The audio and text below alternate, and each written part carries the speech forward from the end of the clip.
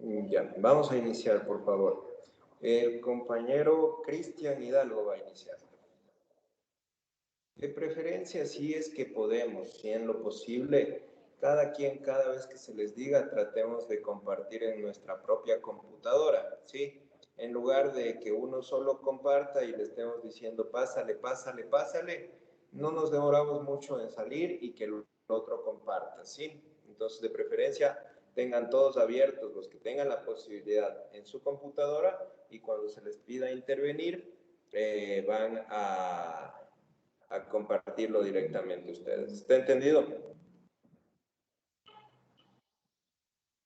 Ya. Sí, doctor. Listo. A ver, iniciamos con el compañero, por favor. Buenas noches, doctor.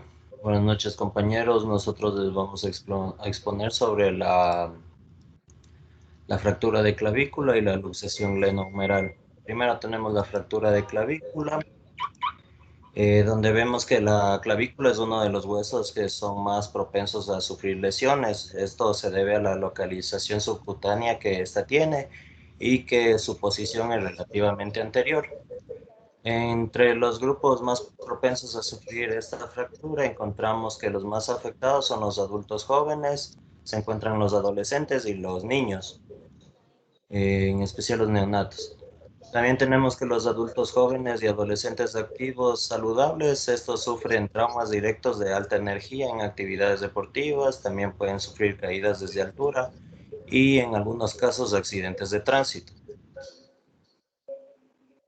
Nosotros dentro de esto justamente averiguamos y vemos la etiología de estas lesiones por una razón, ¿no es cierto?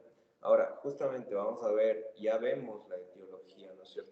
¿Qué tipo de impactos son generalmente los que producen estas lesiones? Perdón que me preguntó, doctor, no le escuché la última parte. Dentro de la etiología de las lesiones, en la diapositiva anterior, lo que habíamos hablado, tenemos varios tipos de lesiones, ¿no es cierto? Entonces, hay lesiones que se producen por un tipo de impacto y otras que se producen por determinados tipos de impacto. ¿Qué tipo de impacto, qué mecanismo de la lesión se podría decir? Más allá de hablar de lo que dice esta diapositiva, directo e indirecto, ¿qué tipo de lesión se considera o dentro de la cinemática del trauma se puede considerar para que esta lesión se produzca? Principalmente tenemos los mecanismos de la lesión, ya le iba a hablar de eso la próxima diapositiva, la siguiente, la que está ahorita. Ya, pero o sea, aquí estamos hablando de directo e indirecto. Yo me refiero a en la cinemática del trauma, la fuerza del impacto, a eso me quiero referir. La más frecuente es las lesiones que se sufren bajo el mecanismo indirecto, que por lo general No, no, no, de alta o baja energía, a eso me refiero. de alta energía. De alta energía, ¿no es cierto? Entonces, nosotros vemos que tenemos lesiones de alta energía.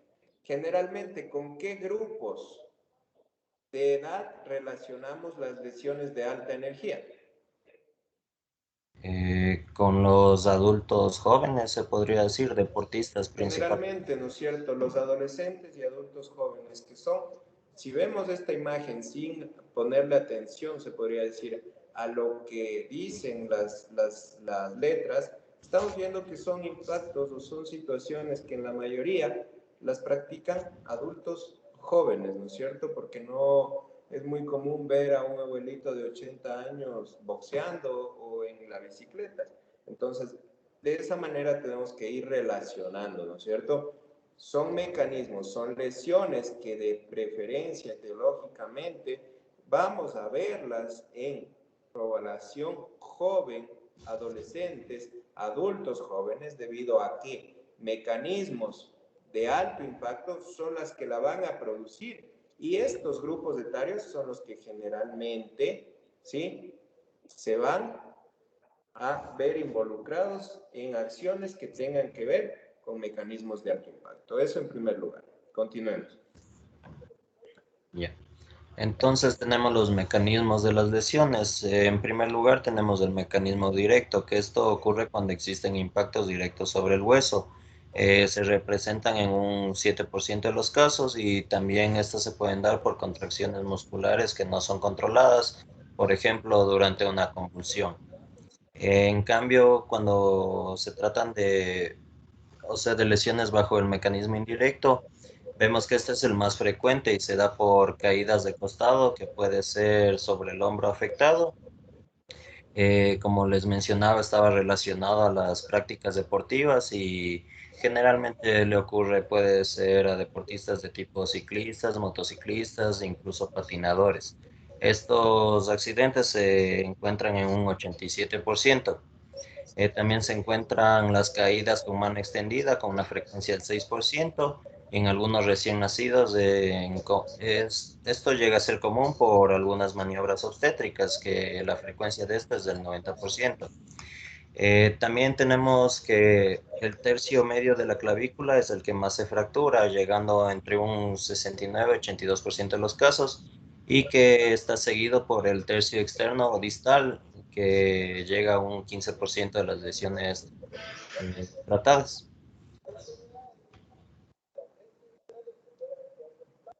Ya, tenemos la clasificación de Allman, donde vemos que las lesiones del tercio proximal son del 6%, las del tercio distal del 12 al 14% y el tercio medio del 80-82%. Generalmente se pide una proyección antero-posterior y esto llega a ser suficiente para realizar el diagnóstico. También se puede realizar una proyección apical oblicua que nos sirve para identificar las fracturas del tercio medio en un hueso con una curvatura pronunciada. También se puede realizar tomografías axiales computarizadas en caso de fracturas de tipo medial. Esto puede ser si es que se encuentra con posible afectación de la articulación esternoclavicular y que nos sirve para la valoración del grado de desplazamiento que puede ser anterior o posterior. Eh, Ahora, dentro de este tipo de clasificación es importantísimo, más allá de saber los subtipos de la clasificación de Allman, que nos habla que en el tercio distal hay 3 subtipos que se tienen que ver con los ligamentos y todo eso, ¿sí? Lo importante es tener algunos puntos, ¿no es cierto? La más frecuente es la fractura del tercio medio, eso está claro, ¿sí? Por lógica y por simple cinemática física, ¿no es cierto? Si nosotros vemos una estructura larga, ¿sí?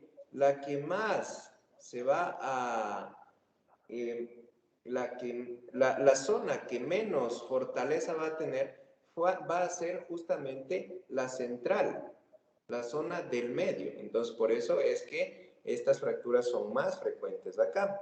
Ahora, este término o este concepto que acaba usted de vertir sobre que las fracturas del tercio medial, ¿sí?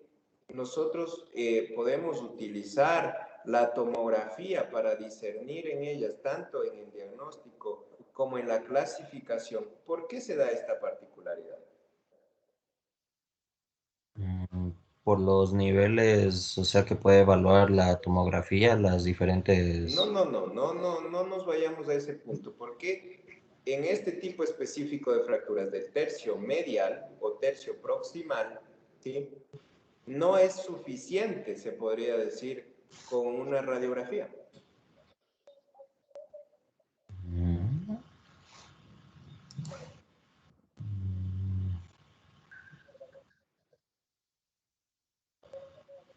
tal vez por la sobreposición de estructuras. Ya, pero no puede decirme tal vez, usted está exponiendo, tiene que darme un concepto, porque usted está con su nota. Exactamente, primero porque existe la articulación, ¿sí? Externoclavicular que tiene varios elementos estabilizadores, entonces muchas de las veces las fracturas se impactan ahí mismo y no se puede ver un desplazamiento. Entonces lo que nosotros necesitamos ver, aparte de discernir la interposición de las otras estructuras óseas, es ver si es que la fractura ha sido a nivel intracapsular, si la fractura es de la cara, ¿sí? Articular, si el desplazamiento es posterior, cosas que no voy a poder ver con una radiografía, ¿no es cierto? Pero en general, las lesiones, ¿sí? Las más frecuentes son las del tercio medio y en el 82% de los casos con una radiografía es más que suficiente. Continuemos.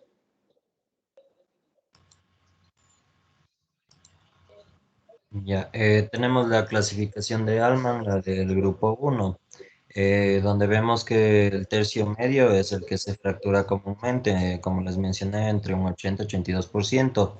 Vemos que entre el ligamento conoides y el borde externo del ligamento costoclavicular es donde sufre la fractura. En cuanto a la clasificación de Allman, tenemos el grupo 2, existe la de tipo 1 de NER, la de tipo 2A de NER, la de tipo 2B de NER y la de tipo 3 de NER, tipo 4 de NER y tipo 5 de NER. En la de tipo 1, perdón, tenemos el tercio distal que igual les mencioné que se encuentra en un 12-14%, que donde se evalúa según la integridad de los ligamentos coronoides y trapezoides. Vamos con el primer tipo. Esta consiste en que los ligamentos... ¿Cómo se llaman en definitiva este ligamento conoide y trapezoide? Tienen un nombre en específico, ese complejo ligamentario.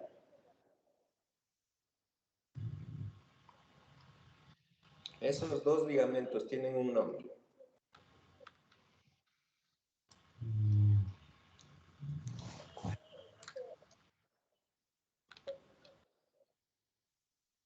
¿Cómo se llama esa estructura que sale del omóplato y se dirige hacia adelante?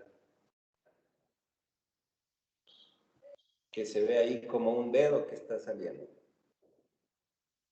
Ah, ¿cómo es?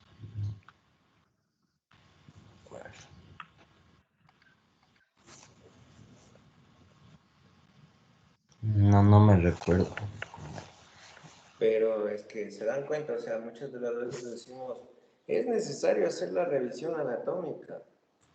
Yo creería que no, porque son estructuras que se tienen en cuenta que ya se las estudió. Pero el rato que las preguntamos no podemos, no es correcto que en el tema que yo estoy exponiendo cosas tan básicas no vengan. Si yo, qué sé yo, me pongo a preguntarles de técnica quirúrgica, de cosas absurdas, tienen razón, pero esto es algo tan básico. Apófisis, ¿qué nombre tiene? Coracoides. Ah, Y el ligamento va de la apófisis coracoides hacia la clavícula. Entonces, ¿cómo se llamarán los ligamentos? ligamento coracoclavicular. Es ligamento coracoclavicular, que este ligamento se compone de dos haces, ¿no es cierto? Conoide y trapezoide. Entonces, esa es la base de la clasificación de estos tres subgrupos, ¿sí? En el uno existe la lesión de los ligamentos hacia anterior, en el otro la lesión marginal de los ligamentos y en el otro de eso no nos interesa mayormente. Tenemos que saber que el discernimiento de los subgrupos de la clasificación de Alma viene en base a la lesión de los ligamentos coracoclaviculares. De ahí el resto lo sabrá el especialista. Sigamos. Ya, tenemos el primer tipo, como les mencionaba, el primer tipo de NER que tiene los ligamentos coracoclaviculares intactos. También donde la fractura lateral a los ligamentos coracoclaviculares es de forma estable. Tenemos el segundo tipo, bueno, el tipo 2A de NER, que tiene los ligamentos coracoclaviculares intactos. La fractura medial a los ligamentos coracoclaviculares es inestable. Y mientras que en la de tipo 2B de NER, esta es inestable y la fractura entre los ligamentos coracoclaviculares, estos afectan al conoide, trapezoide, eh, al conoide y el trapezoide se encuentra de forma íntegra. Tenemos la fractura lateral a los ligamentos coracoclaviculares, estos se encuentran afectados del conoide y el trapezoide se encuentra unido al segmento distal. Tenemos el tipo 3 de NER que tiene los ligamentos coracoclaviculares intactos, la fractura intraarticular, esta es estable. El tipo 4 tiene los ligamentos Bueno, coracoclaviculares. ya, esta parte de la clasificación, como les digo, no, ni siquiera la vamos a tomar tan en cuenta. Nosotros lo que tenemos que saber es, grupo 1 de Alman, tercio medio. Grupo 2, tercio distal. Grupo 3, tercio proximal. Con eso estamos más que suficiente. Listo, continuemos. Ya, tenemos el grupo 3 de la clasificación de Allman, donde, como nos menciona el doctor, la fractura ocurre en el tercio medial, se encuentra en un 6%, y esto ocurre entre el borde externo del ligamento costoclavicular y el esternón. Entonces, como les iba mencionando, regrésele por favor. Nosotros estamos viendo justamente aquí, ¿no? La estabilidad que le confieren ligamentos y estructuras vecinas. Muy rara vez vamos a ver una fractura de este tipo extracapsular y mucho más raro vamos a poder ver en una imagen radiográfica simple cuando la fractura es intracapsular o de las caras articulares, ¿no es cierto? Más hacia medial, más difícil de verla. Entonces, esta es una fractura muy rara y que muchas de las veces pasa desapercibida, porque a pesar de que causa dolor, no se la ve en las imágenes y como muchas de las veces no causa deformidad, se la trata de manera sintomática inadvertida, se podría decir. Continuemos.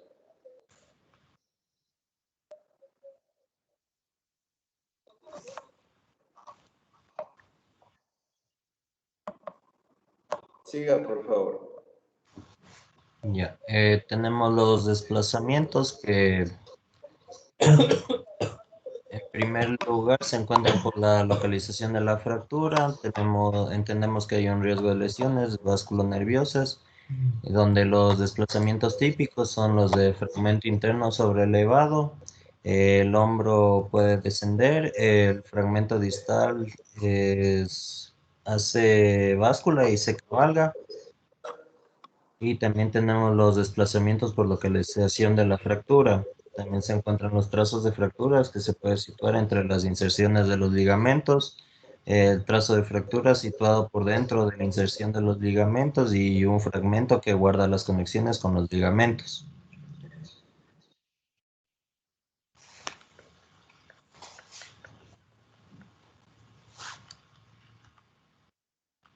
Ahora, dentro de esto que mencionamos, a pesar de que yo sé que pueden tener complicaciones ustedes descritas, ¿cuál cree usted que es la principal complicación que puede presentarse dentro de las fracturas de clavículas?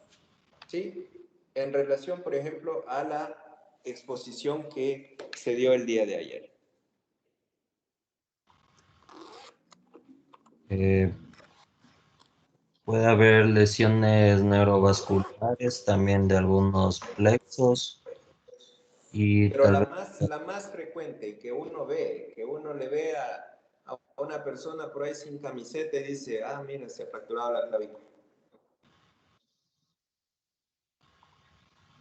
la formación del callo, la consolidación.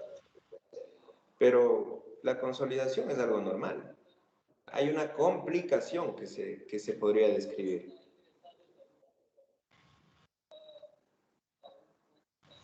Mm, ¿Cuáles son las complicaciones que describimos ayer? Puede haber desde lesiones cutáneas, Las que también describí yo ayer, estoy diciendo.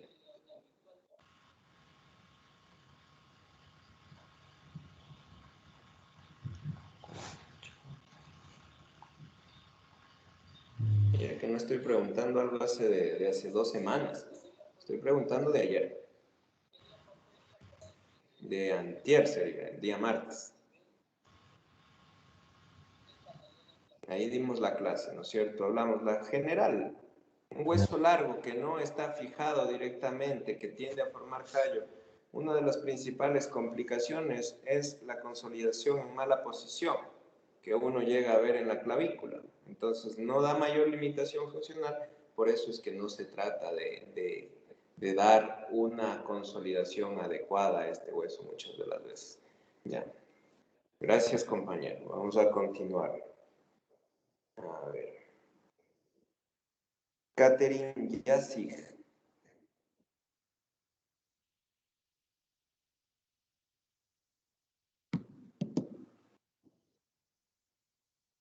Ya, Doc.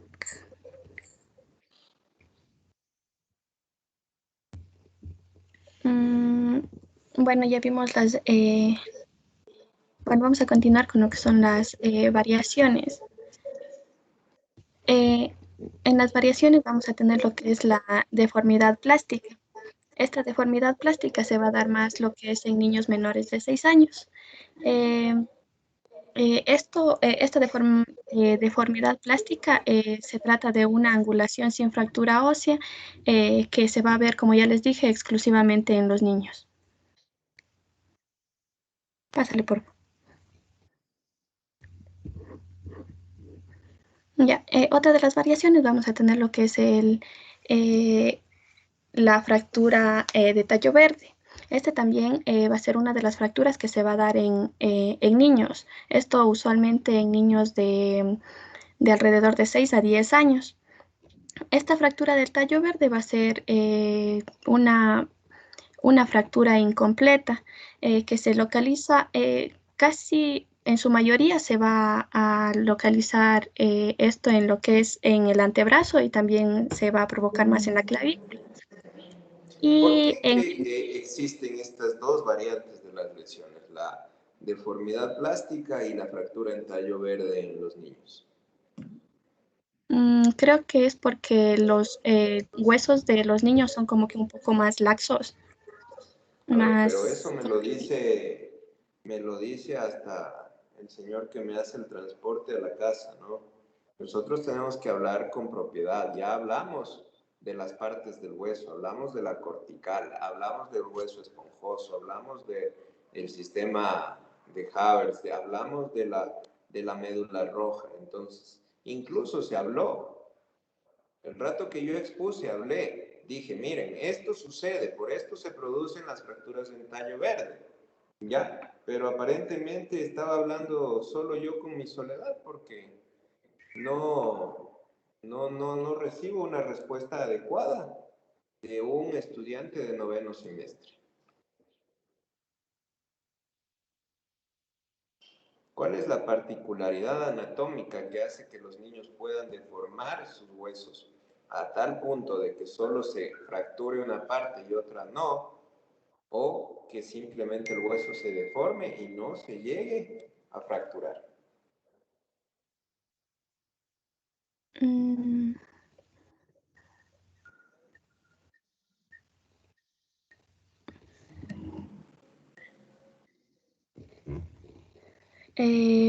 Esto ocurre por... No, Doc, no podría explicarlo. Ya, nosotros hablamos, miren que todas estas situaciones van poniéndole puntos o quitándole puntos a su nota. Entonces, nosotros vemos que dentro de lo que es el desarrollo del hueso, la cortical, ¿qué es la cortical, doctora?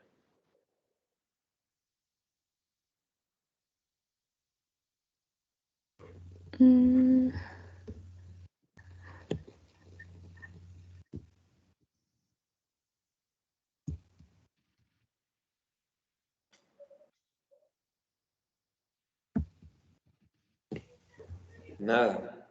La calcificación a nivel de la cortical, la corteza, la parte dura del hueso. Si ustedes agarran un hueso de pollo y lo parten por la mitad, van a ver que hay una parte que es dura y adentro está el hueso esponjoso, está la médula roja, ¿no es cierto? Entonces, esa parte, ¿sí? Aún no está del todo cerrada, esa parte es cartilaginosa, los depósitos de calcio aún no se han consolidado ahí.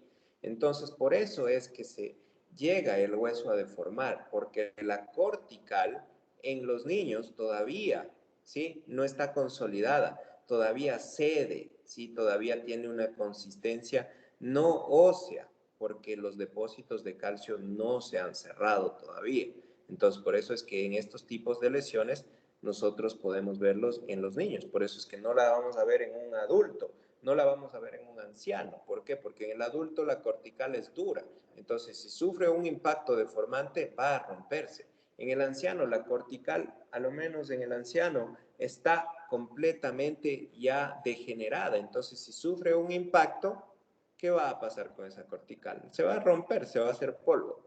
Entonces, por eso es esta particularidad de la deformidad plástica y del tallo verde. Continúe. Ya, otra de las variaciones vamos a tener lo que es la bilateralidad. Este tipo de fractura va a estar relacionado a los golpes que van a tener una alta energía y obviamente va a haber lesiones concomitantes. A ver, repita que no le escuché. Bueno, la otra de las variaciones tenemos lo que son, bueno, la bilateralidad. Este trauma se va a dar cuando va a haber choques de alta energía. Por lo tanto, este va a estar lo que es relacionado con lesiones concomitantes. ¿Con lesiones qué? Concomitantes. Concomitantes. ¿O a qué se refiere con concomitantes? Sí, doc, perdón. ¿Qué Concomitantes. significa el término concomitantes? O sea que va a estar acompañado, bueno, de otras fracturas. Puede estar acompañado de otras lesiones, ¿no es cierto? Si nosotros estamos viendo que la caída de propia altura, que la caída sobre el hombro, que la caída producen una fractura unilateral, ¿sí? En un hueso que es bilateral, ¿sí? Vemos que es un mecanismo de alto impacto. Ahora, ¿qué tipo de impacto debo tener yo para que se fracturen a nivel bilateral los dos huesos? ¿Sí? ¿Cómo estará el tórax? ¿Cómo estarán los brazos? ¿Qué tipo de impacto tuvo este paciente? ¿No es cierto? Entonces, nosotros ver un paciente con una fractura bilateral de clavícula, que un paciente me llegue con una deformidad bilateral en la clavícula, con múltiples traumatismos, yo ya sé que ese paciente se pegó una matada, pero de aquellas, ¿no?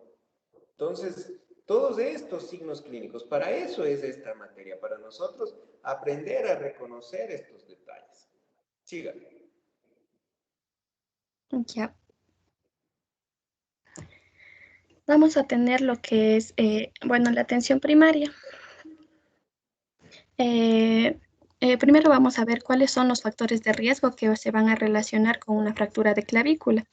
Para esto debemos ver la edad del paciente, también cómo se puede dar las fracturas en una edad avanzada o también, como ya dijimos, en los adultos jóvenes.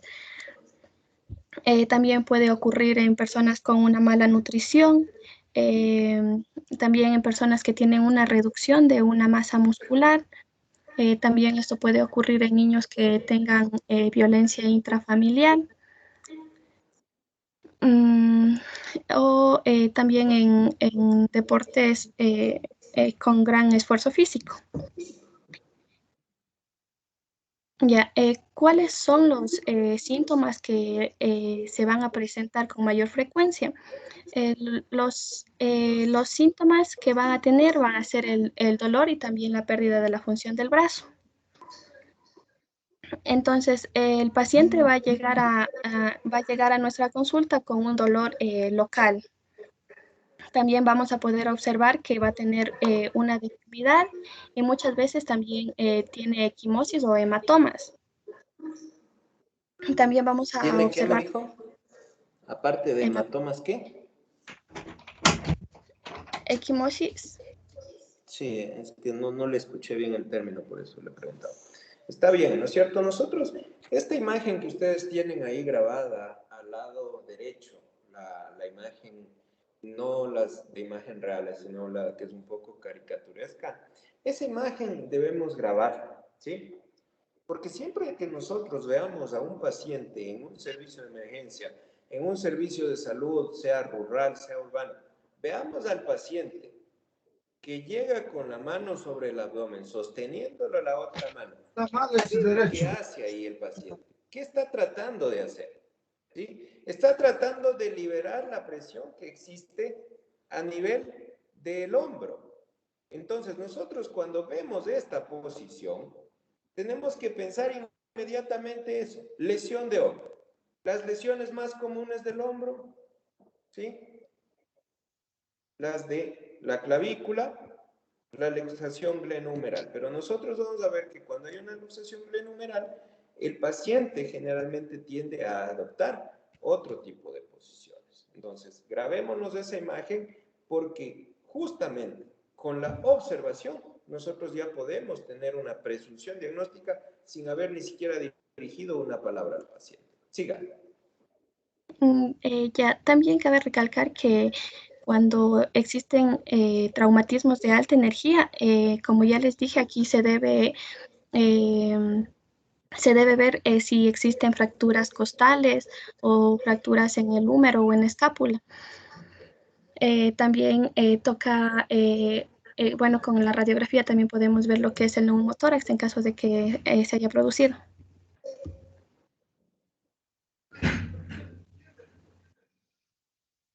Ya. Para lo que es el diagnóstico imagenológico, se va a utilizar en su mayoría lo que es la radiografía. La radiografía que más se va a ocupar es una radiografía anteroposterior y también una radiografía axial, que estos van a ser las radiografías de elección y nos va a ayudar a clasificar qué tipo de fractura. Ya, nosotros en primer lugar tenemos que entender que la principal imagen que vamos a servirnos acá es la radiografía simple. La anteroposterior nos ayuda mucho, pero ¿en qué casos necesitamos nosotros o para qué utilizamos estos tipos especiales de proyecciones? Tanto una proyección apical, podemos utilizar una proyección, como dice ahí, especial, serendipia, ¿sí? Esternoclavicular. ¿Para qué utilizamos este tipo de lesiones? Porque, por ejemplo, yo con una anteroposterior ya puedo saber, puedo ver un trazo fracturario y digo, la fractura está, o sea, el hueso está fracturado. ¿Para qué trato de ver estos otros tipos de proyección? Por ejemplo, la radiografía de serendipia, con esta radiografía podemos ver el desplazamiento que ha tenido, ya sea anterior o posterior.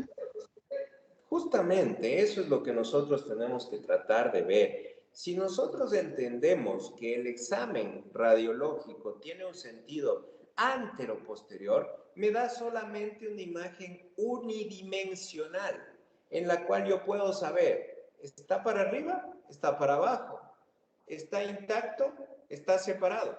Pero no sé, pues no puedo tener la misma dimensión de si tiene un desplazamiento oblicuo posterior o si solo es un desplazamiento antero-posterior o es un desplazamiento postero-anterior. Entonces, el objetivo de pedir varias proyecciones es realizar, si bien es cierto, no puedo realizar una reconstrucción 3D, ¿sí? Pero puedo yo trazar un mapa tridimensional de la lesión en mi mente al poder enlazar las diferentes imágenes que se me entregan, ¿sí? Entonces, ese es el objetivo de tomar varias proyecciones. Tener una duda diagnóstica, ¿está desplazada esta fractura o es un trazo fracturario simple?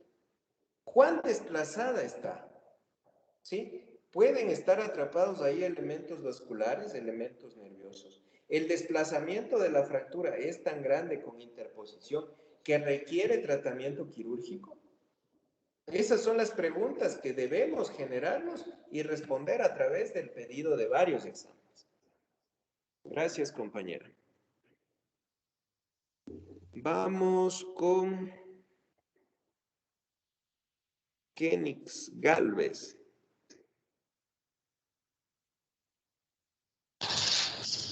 Ya. Buenas noches, doctor. Buenas noches, compañeros. Vamos a proceder a continuar hablando del tema en lo que respecta a lo que es el tratamiento conservador o no quirúrgico, en qué situaciones vamos a aplicarlo. Vamos a ver qué se indica cuando se dan fracturas no desplazadas, fracturas tipo 1 y 3 según la clasificación que acabamos de ver, la de Alman.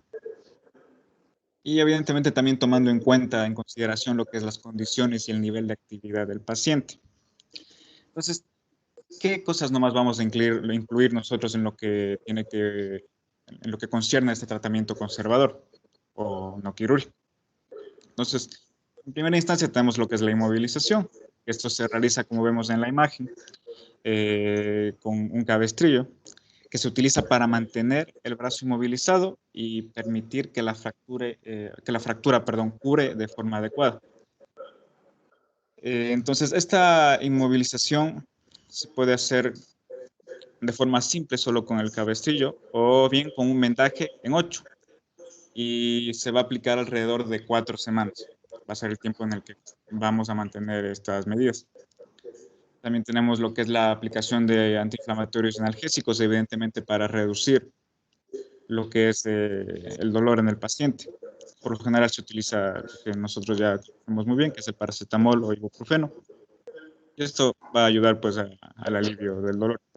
También se recomienda asimismo aplicar hielo en la zona de la lesión durante las primeras 48 a 72 horas.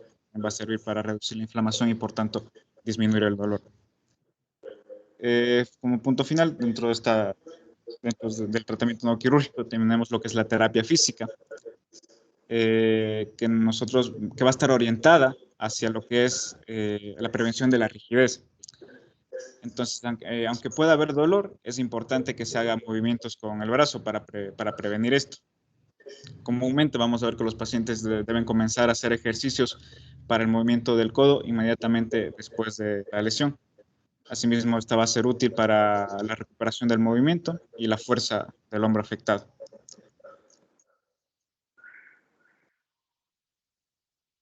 Entonces aquí vamos a ver cómo se realiza un vendaje en 8. Ahí viene siendo el 8 de clavícula, que es para las fracturas y lesiones de la clavícula. Para comenzar, le pedimos al paciente que ponga sus manos en la cintura y le pedimos que la extremidad que esté lesionada lo haga con más delicadeza y cuidado.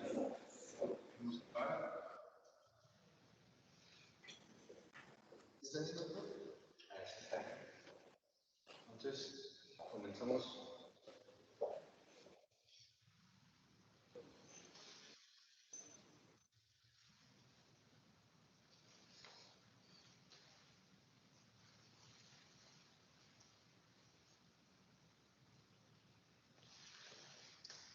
Es muy importante saber que este vendaje no lo hacemos con presión, simplemente es rodada la venda.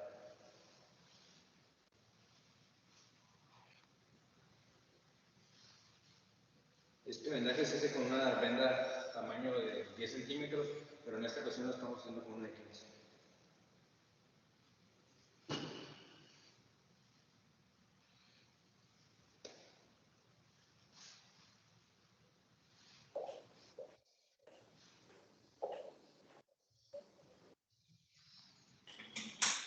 Esquina de la venda para que el paciente no se quite la venda.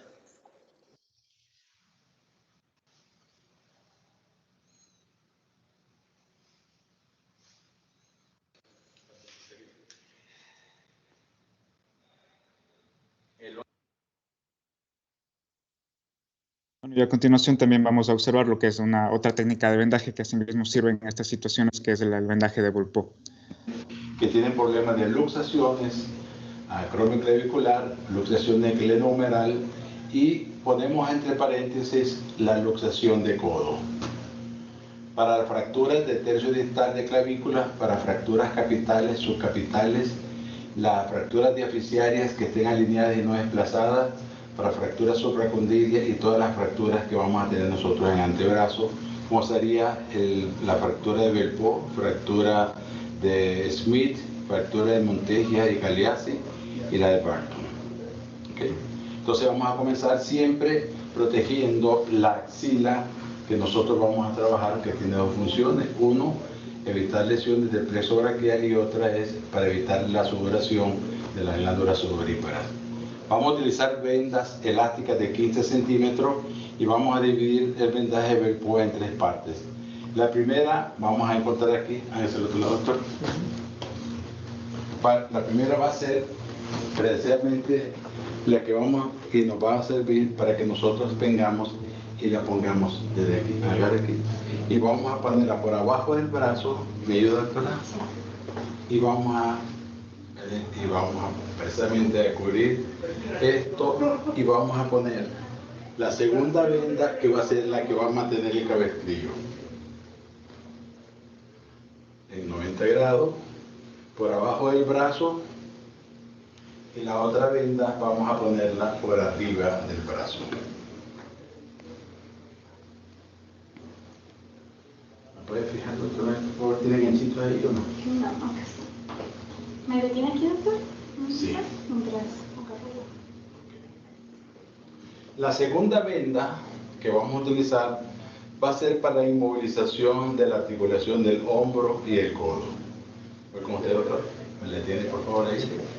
Va a ser nada más para hombro-codo. Va a ser circular completamente. Listo. Cuando nosotros ponemos la venda, ya va completamente extendida para que esté perfectamente bien. Como ven ustedes, esto por eso tiene tantas indicaciones para el vendaje.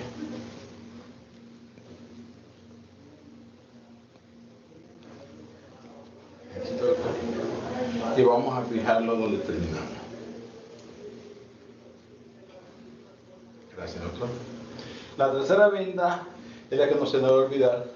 ¿Qué pasa en México cada 6 años? Cambio de presidente. ¿Y el presidente qué hace? Le pone su banda presidencial. Ponemos entonces, ahora sí, doctor, y vamos a fijar precisamente y movilizar todo lo que es el brazo al cuerpo.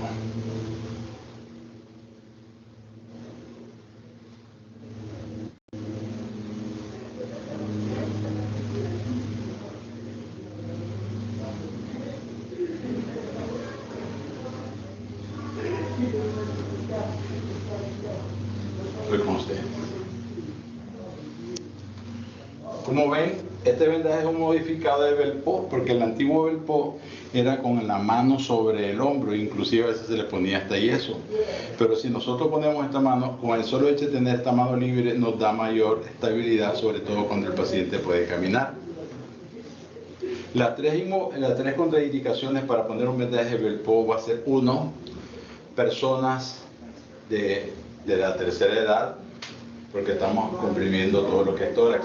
2, pacientes con problemas de EPO, o sea, problemas de tipo respiratorio, crisis asmática, etc.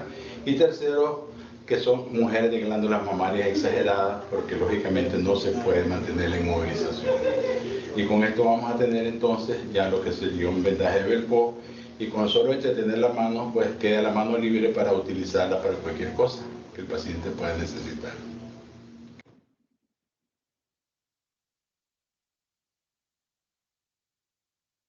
Bueno, nosotros vemos estas dos técnicas, ¿no? Son importantísimas, son fundamentales en la atención primaria, puesto que no vamos a tener la gran mayoría de veces lo que ahora se usa, que es el split, ¿no? Que viene a ser prácticamente lo mismo que hace el inmovilizador, ¿sí? De vendaje en 8, que es generalmente lo que más se recomienda.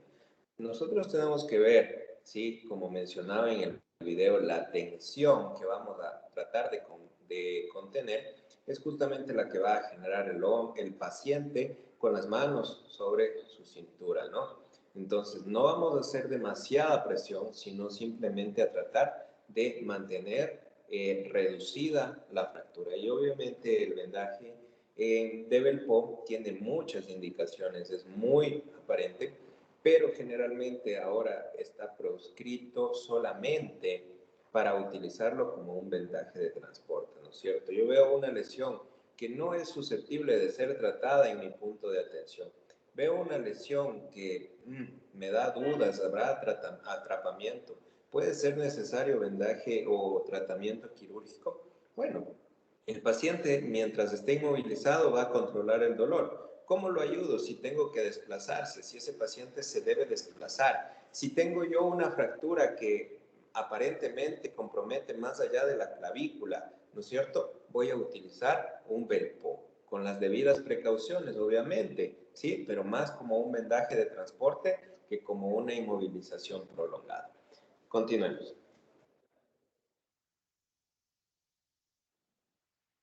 Dentro de esto, una pregunta: ¿cuánto tiempo se debe mantener las inmovilizaciones en la clavícula para uno considerar que ha hecho, que se pueda retirar, más bien dicho?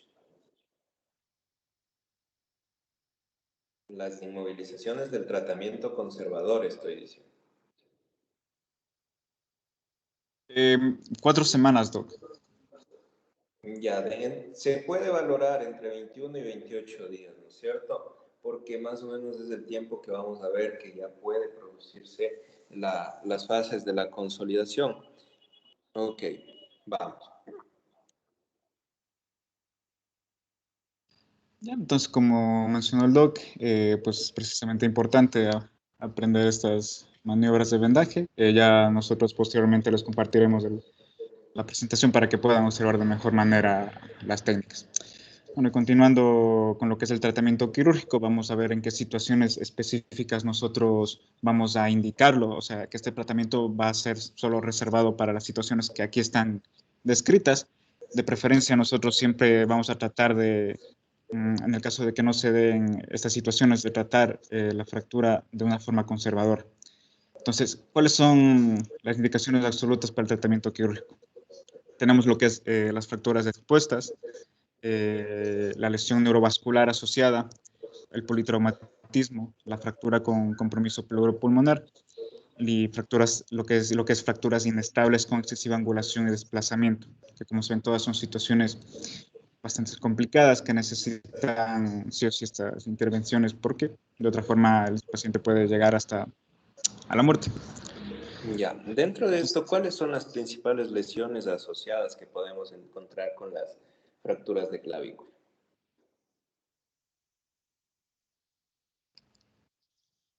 Sería lo de las lesiones neurovasculares, doctor. No sé si se refiere a eso. Claro, o sea, lesiones asociadas que nosotros podemos encontrar dentro de lo que es las lesiones de clavícula. O sea, ¿qué más? Si me fracturo la clavícula, tengo un paciente que llega con fractura de clavícula, ¿qué lesiones asociadas puedo pensar que este paciente puede tener?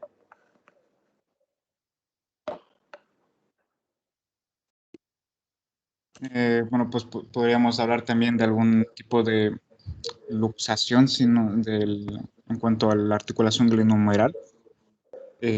Asimismo, quizá una ruptura o lesión No, a ver, primero quiero que dejen de utilizar el término quizás los expositores, porque no estamos aquí en una preguntadera a ver si es o no es. O sea, o sabe o no sabe, respondo o no respondo. Tenemos que verlo de una manera anatómica, de una manera lógica. Estamos hablando de un hueso, debajo del hueso pasa nervio, arteria, vena. Entonces, una de las principales lesiones que nosotros podemos encontrar asociada, la lesión neurovascular. Además de eso, podemos nosotros ver que la clavícula está sentada sobre el tórax, dependiendo del mecanismo de la lesión, ¿no es cierto? Como hablábamos en la bilateralidad, podemos ver lesiones asociadas de las costillas, lesiones a nivel de lo que es la cavidad torácica, hablando de neumohemotórax.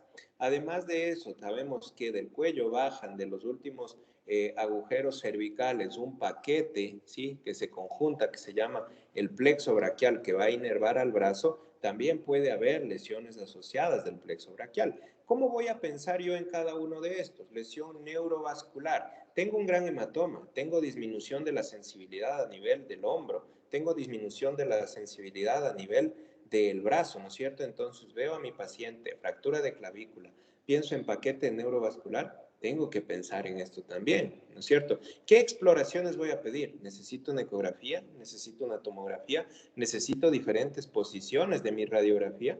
¿Sí? Estoy pensando en una lesión del plexo braquial. ¿Por qué pensé en la lesión del plexo braquial? El paciente refiere que no puede mover su brazo. Veo una impotencia funcional del brazo, brazo colgado, asociado a una lesión de hombro. Puede ser lesión del plexo braquial. Mi paciente cayó de una altura o cayó en movimiento, ¿no es cierto? Se fracturó, veo una evidente deformidad a nivel del hombro.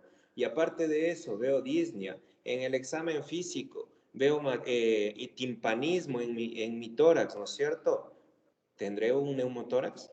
Tal vez un fragmento de costilla fracturada pinchó el tórax. Entonces, todas esas son las que nosotros tenemos que discernir. Sí está bien que nosotros vamos a mencionar y tenemos que saber cuáles son las indicaciones absolutas de tratamiento quirúrgico.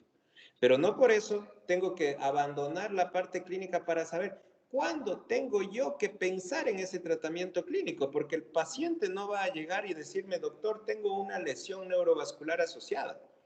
O no me va a llegar y me va a decir, doctor, tengo una fractura inestable con excesiva angulación. Eso lo hago yo, ese es mi trabajo, eso es para lo que yo me preparo. Entonces, eso es lo que tenemos que ver. Siga.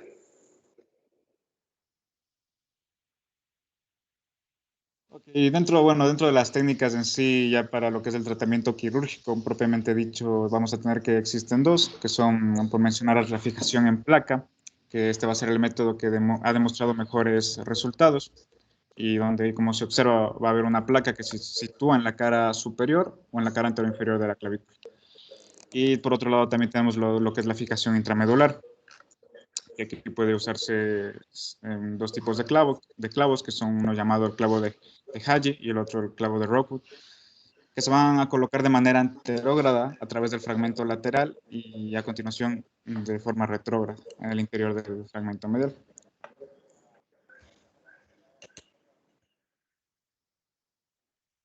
Dentro de lo que respecta a las complicaciones, nosotros vamos a tener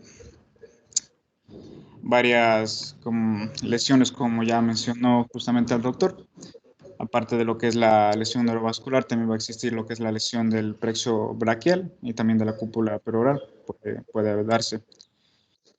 Y también lo que vamos a tener es un retardo de consolidación y la llamada pseudoartrosis. Entonces, posteriormente también vamos a hablar un poco más a fondo acerca de la consolidación viciosa y de la infección cutánea.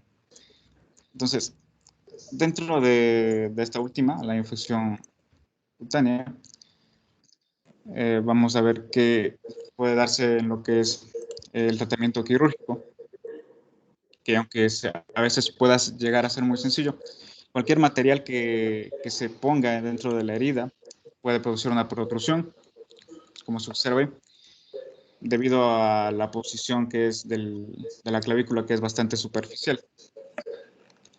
Dentro de lo que respecta a la pseudoartrosis, recordemos que la falta de unión en más de 3 meses, nosotros vamos a llamarla como un retardo en la consolidación, y si ya superan los 6 meses va a ser una pseudoartrosis.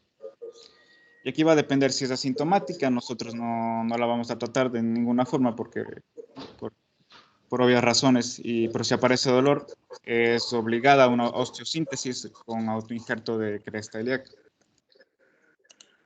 Ampliando también lo que es la consolidación viciosa, ya mencionamos, vamos a tener lo que es una angulación o un acortamiento, lo que es del hueso de la clavícula. Entonces, puede ser que el hombro se quede un poco más corto debido a este acortamiento de la clavícula y a su angulación. Entonces, en el tercio medio el callo hipertrófico puede dar lugar a una compresión del plexo braquial, que va a dar como resultado lo que es una disminución de la fuerza, de la movilidad, y a veces también parestesias del lado afectado. Bueno, aquí lo que tenemos va a ser un flujograma de la atención a pacientes con la fractura de clavícula, que es básicamente un resumen de lo que hemos venido hablando un poco acerca de todo este tipo de trauma.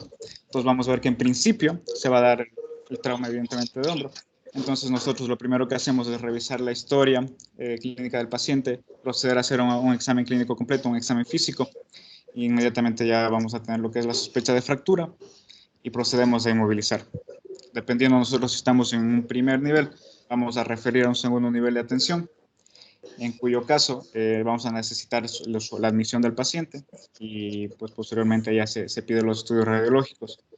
De confirmarse la fractura de clavícula, como veníamos hablando, ahí nosotros decidimos entre un manejo conservador, no quirúrgico, o un manejo ya netamente quirúrgico. Entonces, dentro del manejo conservador, nosotros vamos a considerar la edad del paciente, vamos a tener que en recién nacidos a 2 años, aparte de inmovilizar, que esto va a ser en común en todas las edades, en todas vamos a inmovilizar. El vendaje en 8 va a ser por 2 a 3 semanas. En el caso de ya niños de 2 a 12 años, este vendaje va a ser la técnica aplicada el cabestrillo y va a durar de 2 a 4 semanas. Esto mismo ya en niños mayores de 12 años y adultos usamos el vendaje 8 junto al cabestrillo ya por un poco más de tiempo, por 4.6 semanas como indica aquí. Y por la parte del manejo quirúrgico vamos a ver que evidentemente con los procedimientos ya mencionados se procede a lo que es una reducción abierta más la osteosíntesis y pues esto va hacia la rehabilitación que conforme vaya pues formándose la consolidación, vaya mejorando el paciente, nosotros pues ya daremos el alta.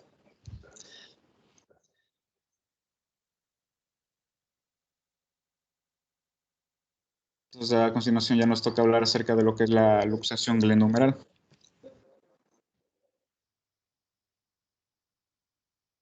En primera instancia vamos a hacer un recuento anatómico. Vamos a recordar que la articulación glenohumeral es sinovial de tipo esferoideo, que va a permitir una amplia variedad de movimientos, pero al permitir estos movimientos, esto va a hacer que la articulación sea un poco inestable.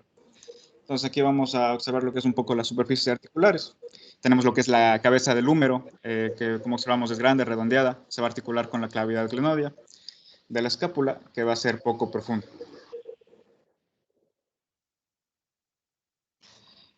Sin embargo, aquí tenemos lo que es este elemento, el llamado rodete glenoideo. Gracias a este, se va a lograr ampliar la profundidad de manera ligera, pero eficaz. Y de esta manera va a dar una mayor estabilidad a la articulación.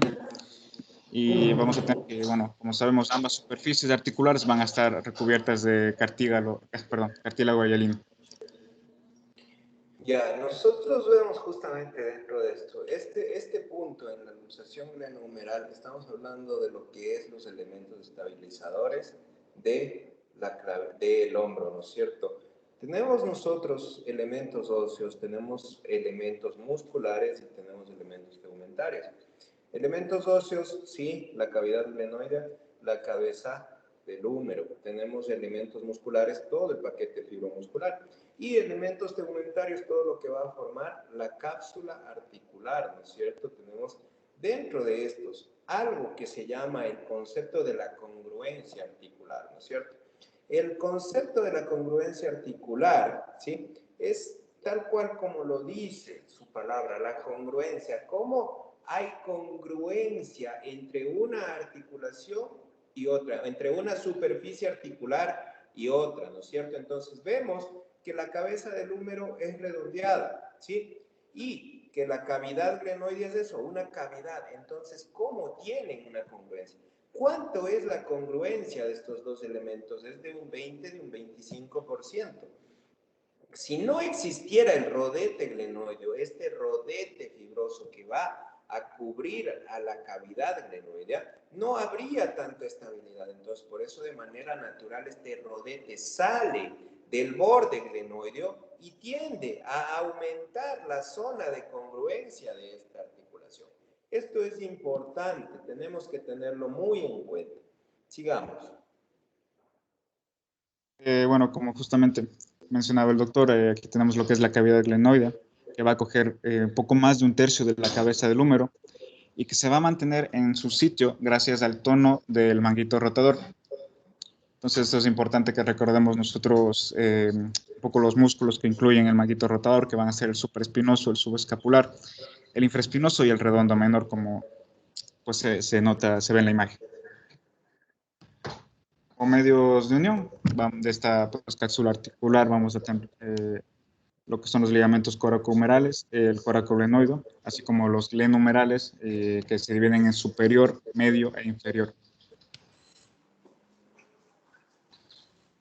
Bueno, dentro de lo que respecta a la cápsula articular, vamos a ver que es un tipo de cápsula fibrosa, lapsa, que también va a ser fina y que tiene cierta forma como de manguito, por eso es llamado también este grupo muscular que está alrededor, el manguito rotador. Entonces, por arriba se va a extender hasta la base de la apófisis coracoides, incluyendo dentro de la cápsula la inserción de la cabeza larga del bíceps. Y a nivel del húmero, en la región lateral, se va a insertar lo que es a la altura del cuello anatómico.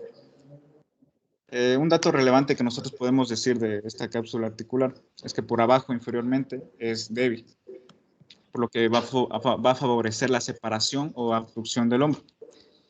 Y va a presentar dos orificios de comunicación, que son uno a la altura de la región entre los tubérculos menor y mayor del húmero, que permite el paso para el tendón de la cabeza larga del bíceps, que se hace intracapsular o intraarticular, y otro orificio que se conoce como agujero oval, alojado en la superficie anterior de la cápsula bajo la apófisis coracoide, que esto va a permitir la continuidad de la llamada bursa serosa subescapular, que tiene la membrana sinovial Nosotros articular. ahí en esta imagen anterior, ¿no es cierto? Teníamos claramente, vemos ahí lo que estábamos hablando en la anterior lección, ¿no es cierto? La apófisis coracoides, ligamentos coracoclaviculares. Ahí está clarito, ¿no es cierto? Entonces hay otros ligamentos que van no a reforzar la clavícula, sino van a ir a reforzar esta cápsula articular, que a la final es lo que va a dar los elementos de estabilización de la articulación del hombro. Obviamente, con el rodete, con los ligamentos, con los tendones que van a formar el manguito rotador, ¿no es cierto? Pero a la final, esta cápsula envuelve estas dos articulaciones y las mantiene adheridas. Sigan. Vamos también a hablar un poco más de profundidad acerca de lo que es los ligamentos coracohumeral y coracoglenoideo. Vamos a tener que el ligamento coracohumeral va a ser un ligamento extracapsular, grueso, que va a ser resistente y que va a ser bastante importante en lo que es la colaboración con el músculo supraespinoso en el mantenimiento del húmero en su posición anatómica. Vamos a tener que sus fibras van a ir desde el borde lateral y la base de la apófisis coracoides hacia lo que es el húmero, bifurcándose antes de insertarse en la tuberosidad mayor y menor. Lo que respecta al ligamento coracoglenoideo, vamos a ver que se extiende desde el proceso coracoideo de la escápula hacia la cavidad glenoidea de esta, sin precisar a veces en su inserción exacta. Bueno, dentro de los ligamentos glenumerales, tenemos, están aquí descritos. El primero es el glenumeral superior, que bueno, hay que mencionar que también estos ligamentos van a ser gruesos, resistentes. El primero, que es el ligamento glenumeral superior, va a ir de la parte anterosuperior de la articulación, del rodete glenoideo, al cuello anatómico del húmero, en la baja. El ligamento glenumeral medio va a ir del tubérculo supraglenoideo al tubérculo menor del húmero. Y finalmente el ligamento glenumeral inferior, que se puede observar ahí en la imagen, va a ser el más fuerte, entonces de los tres hay que tomarlo en consideración, y va a ir de la parte inferior de la articulación, de lo que es del rodete glenoideo, a la parte anterior del cuello del hombro. Listo. Gracias, compañero. Hasta ahí vamos con usted. Vamos a ver quién más nos va a colaborar. Vamos a pedirle ayuda a Andrea Maldonado. Listo, Doc. Continuando con la exposición, vamos a ver que la articulación glenohumeral tiene una incidencia del 1% en la población general. De esta, el 7% va a ser para jóvenes atletas y el 50% de las luxaciones de las articulaciones van a ser en articulaciones mayores. De esta, el 90 y el 97% de las luxaciones son anteriores y del 2 al 4% son posteriores y el 5% son inferiores. También hay una clasificación que es la superior, pero esta incluso va a ser menor que las inferiores. Y por eso les hemos puesto en el orden de incidencia la clasificación. Siguiente, por favor. Ya. La población vulnerable. Hay que recalcar que la población va a ser más vulnerable, van a ser los jóvenes con algún tipo de factor de riesgo, ya sean ellos deportistas, tengan algún tipo de luxación previa o sean hiperlaxos, o sea, tengan una gran flexibilidad. Y también en personas de la tercera edad. Aquí podemos ver al momento de nosotros realizar lo que es el examen físico, vamos a encontrar una simetría y el signo de charretera, perdón. Ya, como podemos ver, ahí donde nos enseña la flecha, vamos a ver que ha perdido lo que es el relieve redondeado del hombro y esto es del signo de charretera, perdón.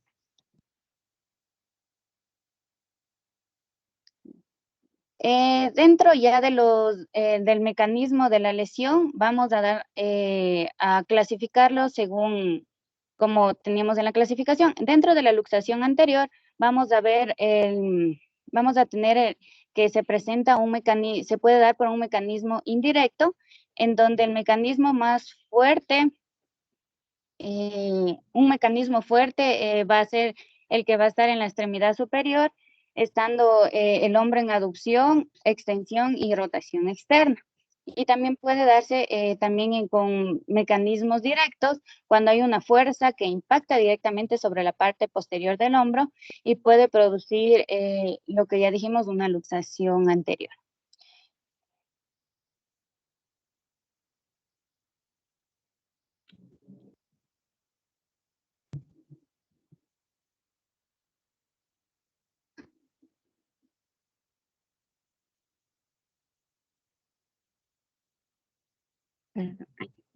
La luxación posterior se da especialmente en personas alcohólicas, epilépticas, en epilepsias y también podemos ver en personas que han sido electrocutadas. Ya, ahora una pregunta antes de pasar. Justamente se me viene a la mente una variación anatómica que es muy común, como les decía, no es muy común verla, se podría decir en exámenes de imagen o en exámenes complementarios, pero muchas veces en la parte quirúrgica. Una variante anatómica o una lesión o una particularidad anatómica que hace que las lesiones de la articulación glenohumeral se produzcan más en cierto tipo de personas y en otro tipo de personas no.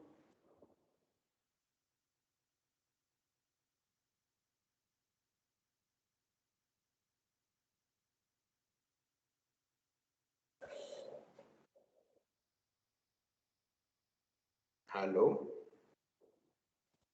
Sí, doc. Sí, dígame.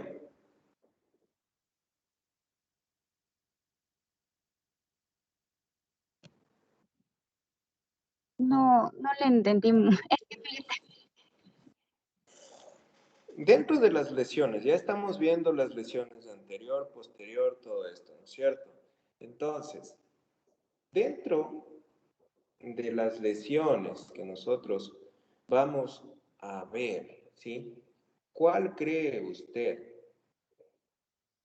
o qué particularidad anatómica, variante anatómica, muchas de las veces sí la menciona en los libros, se produce o tiene la persona que la hace tendiente a tener este tipo de lesiones?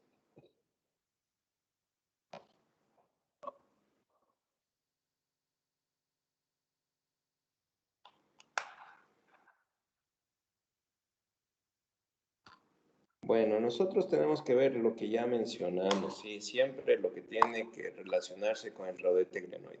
Hay personas que tienen un rodete glenoideo bastante amplio, hay personas que tienen un rodete glenoideo pequeño, ¿sí? Entonces, ¿sí? Esto va a determinar que pueda producirse uno u otro tipo de lesión, ¿sí? Si tenemos un rodete que no ayuda mucho con la congruencia de la articulación, que no ayuda a extender la zona de cobertura de la cabeza del húmero, probablemente seamos más propensos a esta lesión. Siga. Listo. Como ya les dije, los mecanismos pueden ser indirectos, es el más fuerte en este caso. Y en el hombro se encuentra de forma característica cuando se encuentra en posición de aducción, flexión y rotación externa. Personas, como ya dije, alcohólicos, epilépticos y en personas electrocutadas. Ya, el mecanismo directo es el resultado de la aplicación de una fuerza a la parte anterior del hombro, que ocasiona una traslocación posterior de la cabeza, en este caso del húmero. En cuanto a ¿Cuál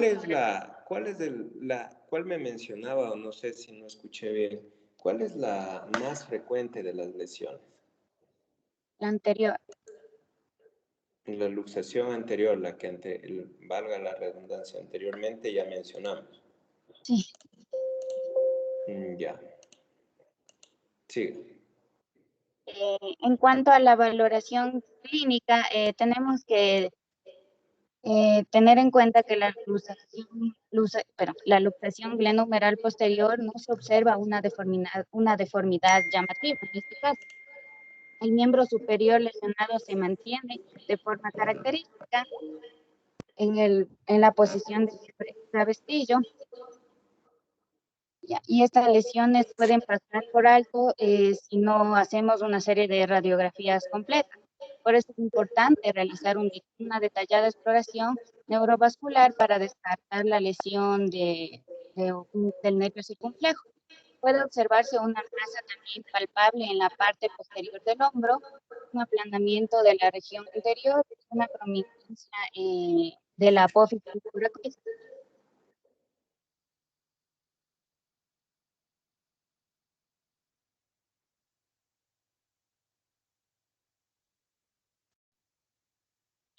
En cuanto a la valoración clínica de la luxación anterior y la luxación posterior, en la luxación anterior vamos a encontrar lo que es un brazo en ligera abducción y rotación externa, pérdida del control del hombro.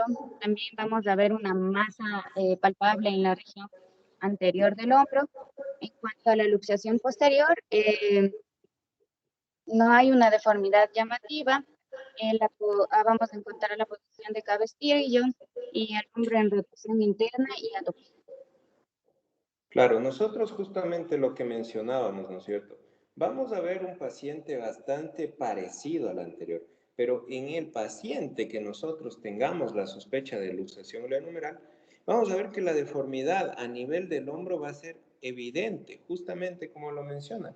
El hombro va a estar caído. ¿Qué es la charretera? Es donde les ponen las insignias, ¿no es cierto?, a los oficiales y todo eso. Entonces el hombro va a estar caído, es como que tuviera metido algo ahí, y es porque la articulación está fuera de su posición, ¿sí? Vamos a quedarnos hasta ahí ahora, por favor. El día martes sería, porque el lunes no hay clases, ¿sí? Continuamos, culminamos este tema y seguimos con la siguiente exposición. ¿Algo más que tengan pendiente, algo que decir?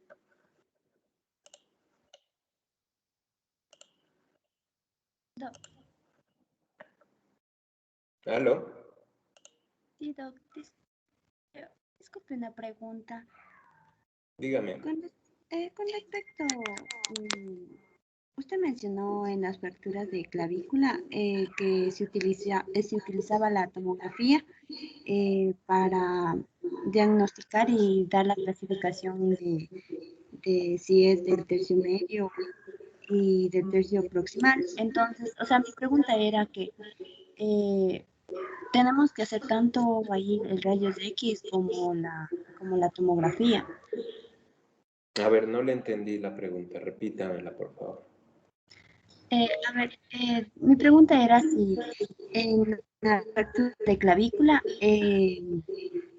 era necesario hacer tanto tomografía y rayos X. O sea, En porque usted general, me... nosotros mencionamos y hablamos, todos los exámenes primero tenemos que entender que son auxiliares diagnósticos. El examen no da el diagnóstico. El examen confirma el diagnóstico, ¿sí? Yo pido el examen teniendo una presunción diagnóstica ya realizada, ¿sí? Entonces, si yo pido una radiografía y veo una fractura, y ya la veo, o sea, ya la veo, ya no necesito pedir más. Pero, si veo a mi paciente con una deformidad evidente, grande, veo la radiografía y esa radiografía no llena mis expectativas, ¿sí? O pienso que por ahí hay algún trazo de una fractura que no logro discernir completamente si es o no es fractura en una radiografía para afirmar o descartar mi presunción diagnóstica que no fue satisfecha con el examen de radiografía, avanzo al siguiente examen, que es la tomografía.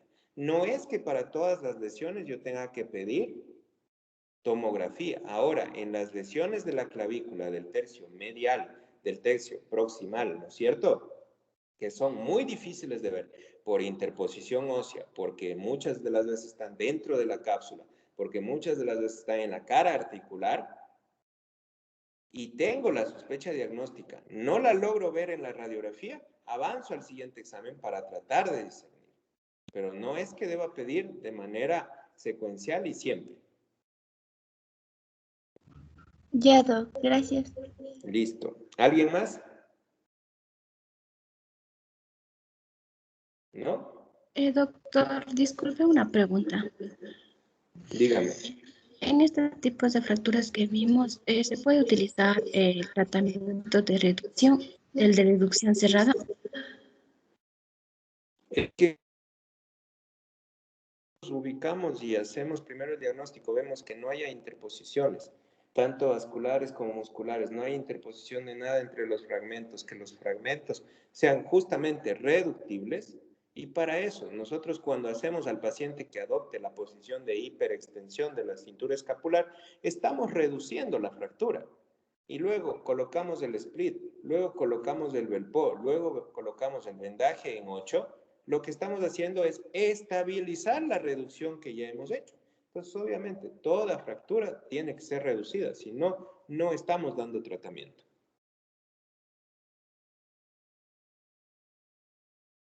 ¿Alguna pregunta más?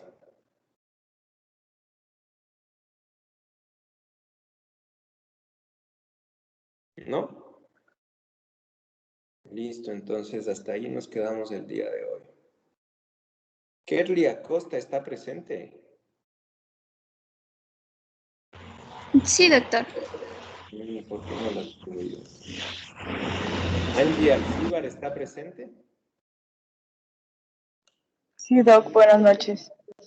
Usted no me contestó al inicio, pero... No, es que no podía entrar, disculpe. Ya. No hay nadie más que haya estado fuera de la lista, creo. Jonathan Vasco. Doctor, buenas noches. Sí, yo también me conecté un poquito tarde. Ya, pero tienen que hacerme acuerdo, porque si no, ahora me acordé yo. Luego puede ser que me olvide y se quedan con la inasistencia. Ya. Listo, entonces hasta ahí nos quedamos. Que tengan un buen resto de semana.